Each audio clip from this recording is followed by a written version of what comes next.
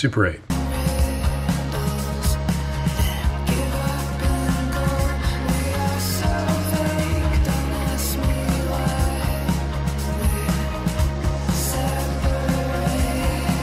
Hear me out. This is a Super 8 camera. This is the Elmo Super 103T. It is very small.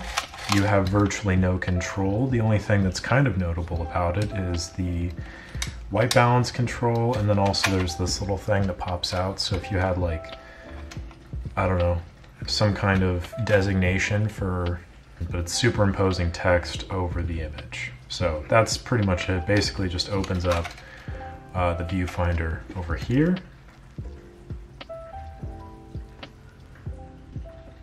Yeah, so as opposed to looking through the lens, when you open this up, it's reflecting out here.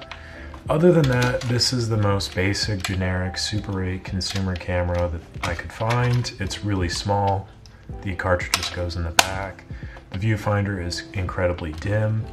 The film gate is impossible to get to, which is awesome because, as we'll see in the footage, there is stuff in it. And there was no way of telling that until you shoot through it. So that's pretty awesome. But this video is not just about Super 8. It is about the idea of Super 8. And now, if you've watched any of my videos, you know how much I love getting into conjecture. Basically what happens is I have this idea in my mind, and then I don't really research it. I just kind of think about it, and then the more I think about it, the more ideas I get. So that way it compounds the initial idea, adds substance to it, that again is all based off of my own thoughts. And so now I have this fabricated version of reality in which I then bring to you as the truth. So there you go. Just kidding. I actually have looked into this quite a bit because I love Super 8. I loved Super 8. I prefer 16mm ever since I got the Scoopik. Like, I've just really enjoyed shooting that. Here's a bit of footage I shot recently.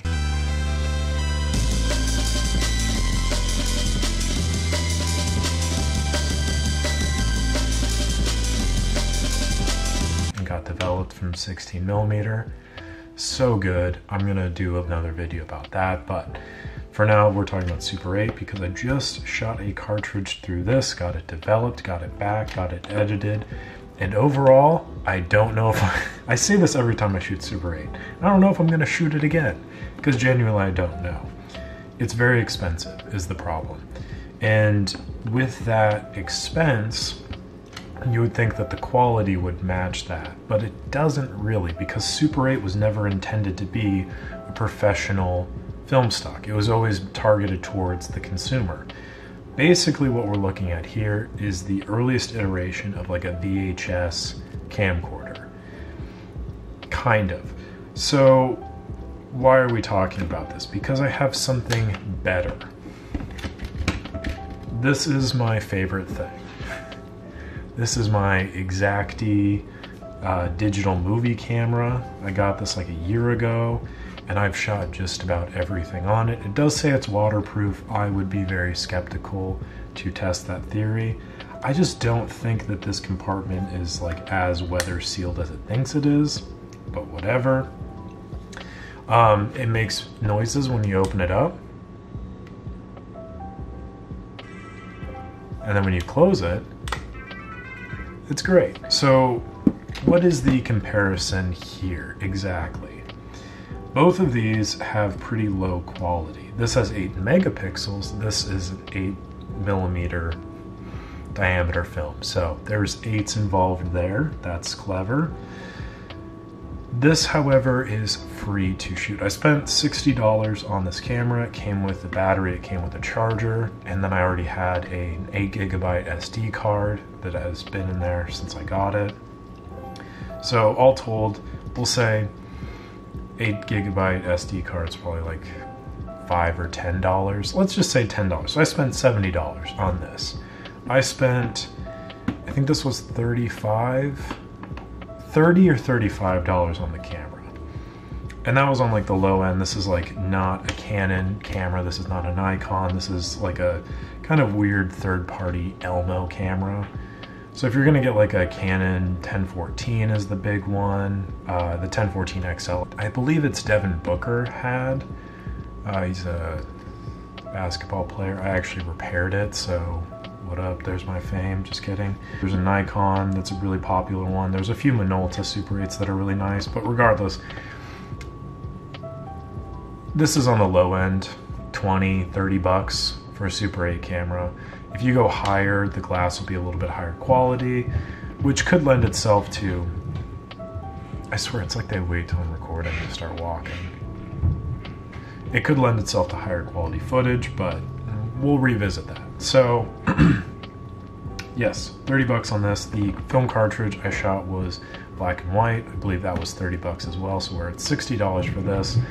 And then the developing and the scanning fee, which was, I believe, I'll put the price up here. So, all told, this cost more than this. This, for a 50-foot cartridge, is $30. It's about 3.5 minutes, because this is shooting at 18 frames per second.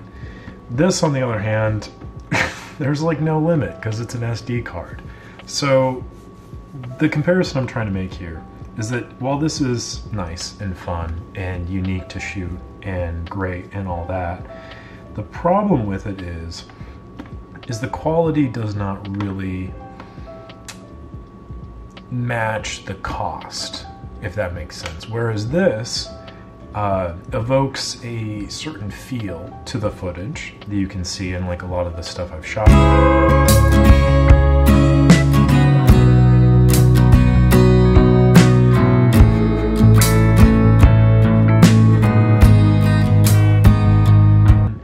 Gimmicky kind of thing, but it has that very like consumer look to it.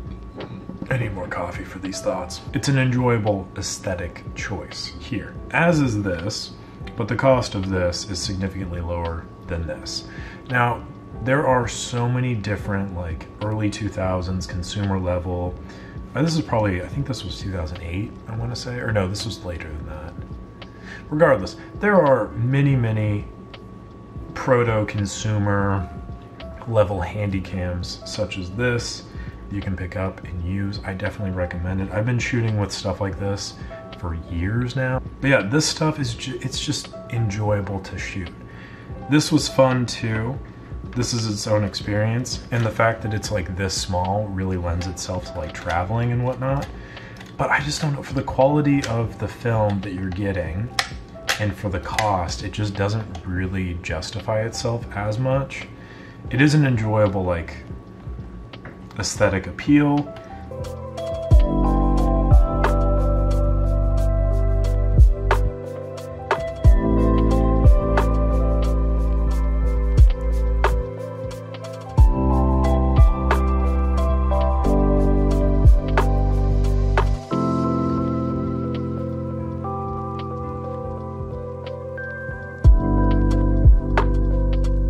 But again, I would just prefer to shoot 16mm. Now the problem is the 16mm camera I have, the Canon Scoopik, is significantly larger. Like it is a cumbersome beast, but the video quality is just substantially sharper. Like it is really crisp. It is really nice to look at.